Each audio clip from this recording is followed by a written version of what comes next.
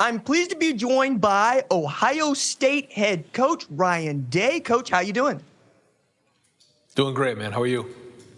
I'm good, sir. I want to talk about your offense. I want to talk about some moving pieces there, but I want to start with the quarterback derby that you're in the midst of. You had a pretty good track record when it comes to identifying quarterbacks and projecting the one that should be starting for you. What are you looking for from Kyle McCord and Devin Brown as you go into preseason camp?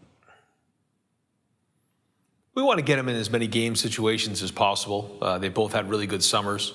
But at the end of the day, it's going to come down to who moves the team down the field and wins games. And part of that is, your experience coaching quarterbacks over the years is trying to identify the things you see that are going to be important. But I guess the good news is that most of these guys are only going to have to make the routine plays routinely at quarterback. We have some good depth at the quarterback, and that whole room is going to have to play well. But we have some really good pieces around them, as really talented at the skill level. We're going to have to fill in a couple holes in the offensive line. But we got a good defense. We have some good pieces around them. So we don't need them to do anything extraordinary early on. And then as the season goes on, they can grow with their game. You mentioned your skill players, and you have some of the best in the country at their given positions, guys like Travion Henderson, Mayan Williams, and of course, Marvin Harrison and Emeka Egbuka, among others. But I want to just get started with this, Coach. Have you ever had a wide receiver like Marvin Harrison Jr.? No. Just tremendous. When it comes to, first off, his talent, size, the way he's built, speed, very, very unique. But then when you combine that with his discipline and his skill, he makes, it's just very different than some of the other guys who've been around. All really good receivers, but Marvin's different and unique. I read a story that you had seen him on the jugs machine, which is not unusual to see a wide receiver getting work on the jugs machine, but that he was going through the script for the upcoming game on the jugs machine. What does that say about his work ethic? Yeah, I think that's the part that makes him different, is that he has all this talent, but he's acquired such great discipline and skill. And a part of that is the discipline of taking care of his body, but also the work he does in the Woody. It's pretty legendary and documented at this point. I mean, the amount of time he spends on the jugs machine. And like you said, I've seen it after games. I'll be like, after the game's over, back in the Woody, and he's back on the jugs going through something that, he saw in the game. This is just his focus. He's obsessed with being great. And, that's a tribute to his work ethic and his discipline and the skill that he's created that's matched up with his talent. Guy across the sideline from him most times last year is Emeka Egbuka. And before we knew that Marvin was this talent, that was a guy that we were all really looking at to be one of the next best wide receivers in your room, but also one of the better all-purpose players in all of the country. How are you planning to use him in 2023? Well, like we did last year, one of the most productive wide receivers, like you said, in the country. This is somebody who can hurt you in a lot of different ways. He's big, he's strong, he's physical, he's tough mentally, he's tough physically, he's got great hands, runs great routes. Emeka's as good as I've been around. Understands, leverage, makes clutch plays. We needed a play in that Penn State game down the stretch. He ran right by the corner and made a huge play in that game. He does so many things for us. I just think, he's as good a receiver as there is in the country. It's no secret that I'm a huge fan of your coaching staff, and it is no secret that I'm a huge fan of your passing game coordinator in Brian Hartline.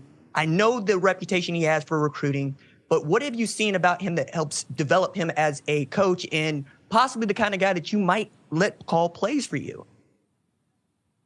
Yeah, I think it started off when, he was put into a situation at 18 where he had an opportunity to take over that room, and he took it off and ran with it. It was great at that time. Terry McLaurin, Paris Campbell, those guys were all seniors. KJ Hill, these guys were older guys who had been around, and it just worked. Brian played at Ohio State, played in the NFL, so had credibility in terms of what he knew and his knowledge. But a big part of that is your connection, ability to have guys listen to you and put it on the field, and he did that. And so I think that combined with the level of quarterback play has just built an unbelievable room there in the passing game. And so it's an exciting time to be a quarterback and a wide receiver, and a big part of that is because of Brian. One of the things that I do not envy about your job is that everybody looks at one game on the schedule and they decide whether or not you're good or bad based on that one game. It's really difficult for me to wrap my head around being a missed field goal away from, I think, winning the national championship to feeling like you let people down. What are you doing to try to lessen that burden on yourself? Or do you invite it? Do you say, no, this is the job. This is what we do at Ohio State? A little bit of all those things, RJ. I think, you have to look at it from a lot of different angles. And certainly we look at it every day and think about it every day. I know I do, and so does our team. But you can look at it a lot of different ways. And being a play away from having a completely different conversation right now is not only frustrating, but it's also encouraging because our guys this season, we know how close we are. Now we have to replace a couple pieces, but we have more experience coming back on defense than we have since 19. And, we have a lot of good pieces coming back. So the focus this offseason has been about competing every day. The ability to say, hey, I'm going to compete against you and I'm going to win. And if you're doing that over time and everything you do, that's going to carry over to the preseason. We're counting on that to make a difference, in the fall. Holy smokes, you talk about 19, that defense and Chase Young and those guys are still seared into my brain. I get lots of guff because I made Chase Young my Heisman pick based on, 21 tackles for loss, 16 and a half sacks. I don't care about what a quarterback's doing if that's what you're doing on the defensive line. And then you got a guy like JT Tuimolau, who showed up last year in a big way for you, unlike anybody has in the 21st century at Penn State. The question I have is, do you think the defense is ready to take that leap to get back to what they were doing in 2019 in 2023? Yeah, that's the expectation. That's what we think can happen in year two of Jim Knowles' defense. But I guess when you look at it and take a step back, the biggest thing that we've got to eliminate are the big plays. There's just too many explosive plays in those last two games. But you can't deny there was a lot of progress made. And this is the most experience we've had over there in a while. I think it's important for JT and Jack Sawyer, Ty Hamilton, Tyleik Williams, Mike Hall to really be the guys that we can count on, 50, 60, 70 plays a game, and carry the water. Also, you got Tommy Eichenberg and Steel Chambers coming back. We've added some really good guys on the perimeter. Lorenzo Styles transferred in, Davison and Biggison transferred in. We have Calvin Simpson-Hunt, Jermaine Matthews, some different guys. And I think Denzel Burke and Jordan Hancock have had tremendous off seasons. So way more depth at corner than we've ever had. Last year we were a little thin at times. The safety position will be critical. Sonny Styles is somebody that I think is people will really be talking about this season because of his versatility. He's really athletic and it can really have an impact. He should be a freshman, but he played last year almost as a senior in high school. And so you combine all those things together with the experience and the talent, there's great optimism. We've seen more change in the sport in the last 5 years than we have, I think, in the last 30. And the question I have, Coach, is what do you think about this change? And does it still fire you up to want to go coach football every single day? Yeah, because it ultimately comes down to, having an impact on young people. That's why you get into coaching. Winning championships. You have to win championships. You have to win the rivalry game. You have to do all those things because if they don't, they're going to find a new coach. That's just the way it goes. That's the way life happens. But ultimately, those are the answers to trivia questions. What really matters is the impact you have on young people. And we have to continue to stay focused on having an impact on young people. And although things are changing on a, rapid level, that has to stay the focus, is that we're putting these guys in a position to reach their dreams and goals. And along the way, we have to win championships. That's part of what it means to be a Buckeye. But we can't lose focus on why we got into coaching. And that's, again, to have an impact on these guys. Last year, you had a problem keeping Travion Henderson and Mayan Williams healthy for one reason or another. I'm curious, has Coach Marotti changed up how he conditions them going into preseason, trying to keep them much more going through injury prevention would be the way that I look at that. But what is he doing to try to help them overcome that obstacle of being injured? Yeah, probably one of the most exciting things is having a healthy Travion going into the first game this year for us. And then Mayan as well, because like you said, that was hard on Travion. It's hard on everybody. Same thing with Mayan. We look at everything we do. We look at every single workout we do. We look at every single practice and how we do it, and we try to identify whether there's anything we can do differently to make sure that we're preparing these guys better. There really has been no adjustments on that. A couple things here and there with an insole or something like this to try to do some prevention in different areas. But ultimately, Mick is the best in the business at using sports science to kind of lead the way, but also, combining that with an old school work ethic. I think that's what makes Mick the best strength and conditioning coordinator in the country. Last question for you, Coach, pertains to the future of the Big Ten. You're going to invite USC and UCLA to this conference and make it a little bit larger next year. But I'm curious about your relationship with Coach Kelly. It feels like one that's been enduring for the better part of 25 years at this point. How excited are you to get to face Chip Kelly in a conference environment in the future? I'm excited for Ohio State to play UCLA. I am not excited about playing Chip Kelly. First off, he's a great coach. Secondly, people don't realize what that's like until you actually have to play not only your friend but your mentor. And so I'm not looking forward to that, no matter what anybody says. I still think it's exciting that UCLA and USC are in the Big Ten, and I think some of these games are going to be tremendous for the schools. But that day will be a challenge personally. Ohio State head coach Ryan Day, thank you so much for taking time to join us here on the #1 college football show. Always great to see you, man. Thanks. I'm pleased to be joined by Ohio State wide receiver Marvin Harrison Jr. Marvin, how you doing? Good. Thanks for having me. I appreciate you being here. You've had a remarkable first couple of years at Ohio State, finishing the college football playoff just a field goal short against Georgia. And I ask it sincerely, do you have a hard time staying in the present? No, not really. I'd like to take things one day at a time and just win the day. If I can stick to my routine, stick to my schedule for that day, I'll worry about all the things in the future when it comes. I've read that your schedule, your routine is very important to you. And it seems like you have been treating football like a job for a very long time. How long have you been treating football like a job? Probably since high school. I just know what it takes to reach a certain level of success. All the things that go into it, the extra work, taking care of your body, eating right, and things like that. I just try to do that to the best that I can.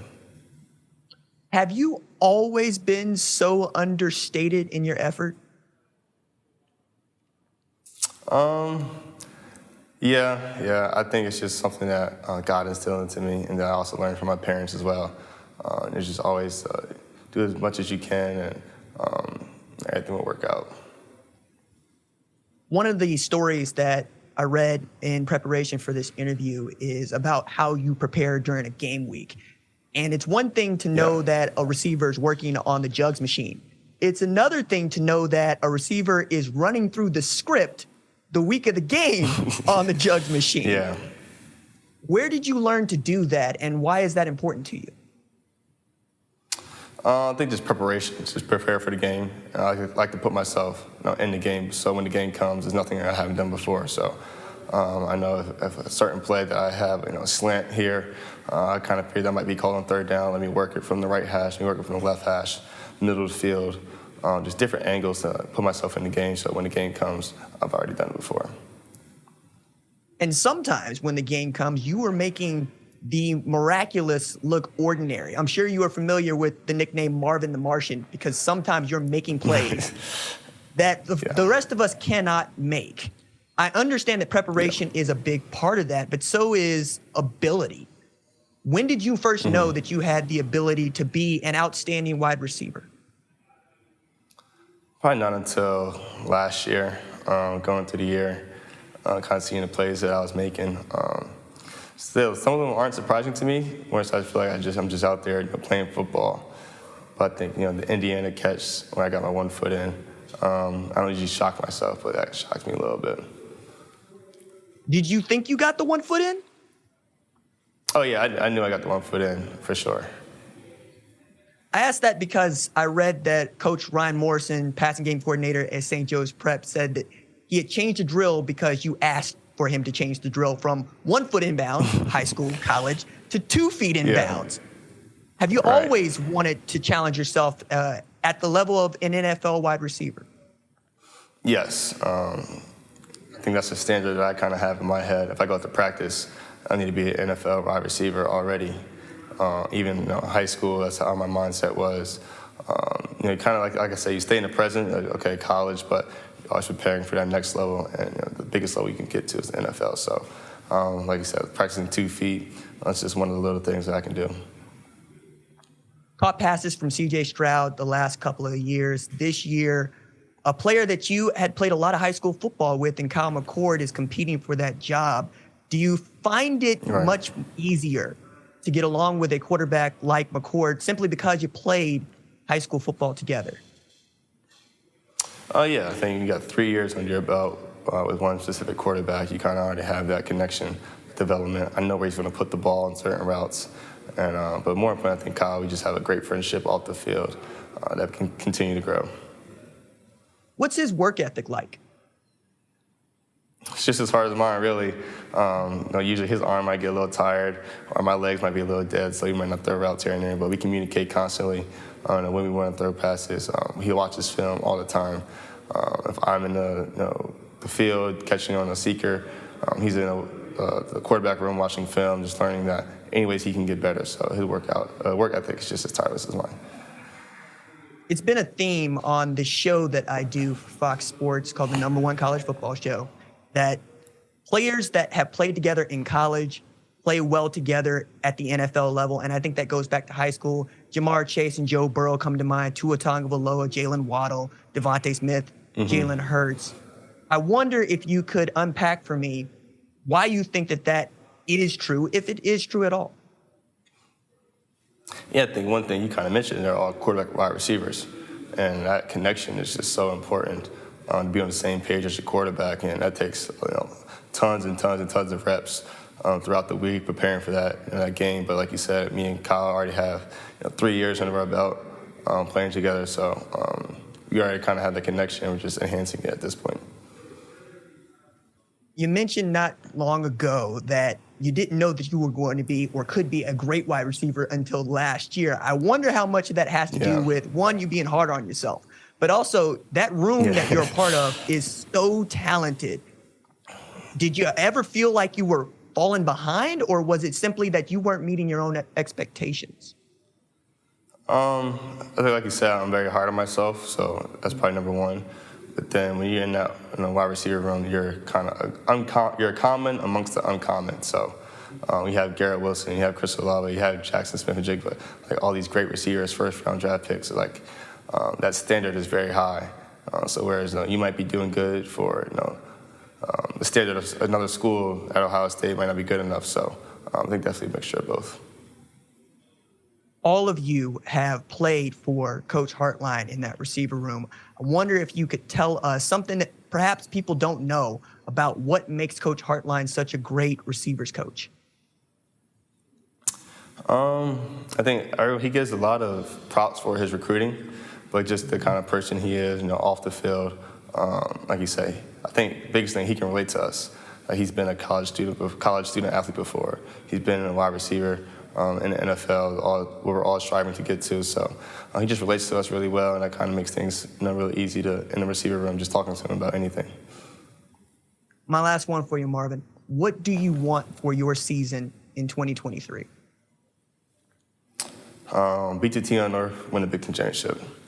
Those are my 2 goals this year. I've yet to do either one of those things, so those are my 2 goals.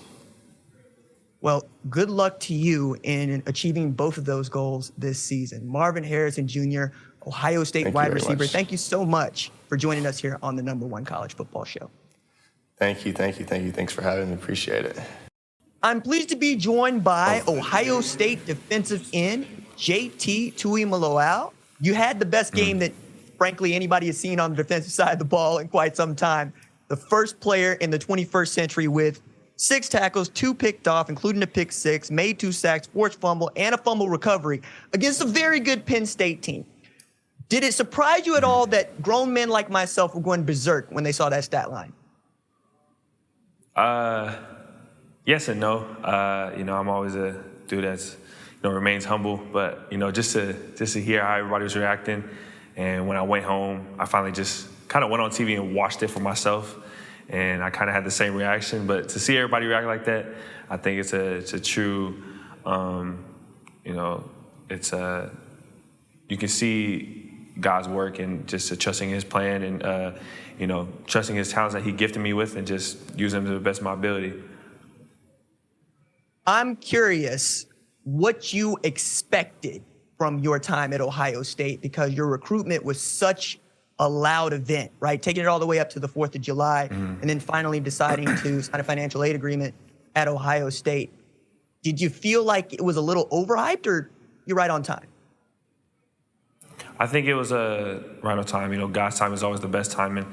But I think my time at Ohio State has just always pushed myself to be the best version, to be the best player. And going in, everybody said I was a great player, but I feel like I could be a better player, and increase my talents by coming here. And I think I just had to, stay patient, stay close to God, and continue to grind and not let anything get to my head. Coach Johnson has his own legend around him for the kind of players that he has developed over the years, you being one of them. Could you tell us what makes Coach Johnson so special? Man, for the people that are not there, that's a dude filled with a lot of wisdom, a lot of knowledge, and a lot of, he knows a lot of things. He's been around a lot of players. So one thing about Coach Jay is he's he won't yell at you, but he will talk to you and just say he's disappointed. But that's how the way he communicates with us. He communicates with us I look at it as like a grandpa and a grandson type of relationship, as well as a coach and player relationship. But he just has that way to connect with you and just to talk with you and help you understand things better than just telling you once and just have you go out there. It's like once he says something, you understand, you know where he's coming from, and you can apply it to your game and even apply it to life. He's not just a coach, but he's a great person too. Is it as simple as you just don't want to let him down? I think that plays a role, but I think Coach Jay does a good job, of just letting us know that, he wants us to be the best version of ourselves, and he doesn't expect anything. He doesn't want us to please him, but more as just please yourself. He's going to coach you. He's going to get it wherever our dreams were coming into Ohio State. He always remembers it, and that was one thing that I always that stood out to me is the dreams and the goals I told him I wanted to achieve before coming to Ohio State. He still remembers them to this day, and he still reminds me. So, the expectation of not letting him down is also a factor, but it's not as big as just having fun and being able to learn from him. Did you learn something new about yourself in the loss to Georgia in the college football playoff? Yes, learned a lot of things. Even though it was a loss, loss and losses in general. They always teach you lessons. Sorry, I don't know if I worded it right, but they always teach you lessons. And for me, it was a big testimony and to just looking who we went up against, and Georgia being a great team, and knowing how we did, and knowing the competition we went up against. It was just, hey, this proves to us that we have it.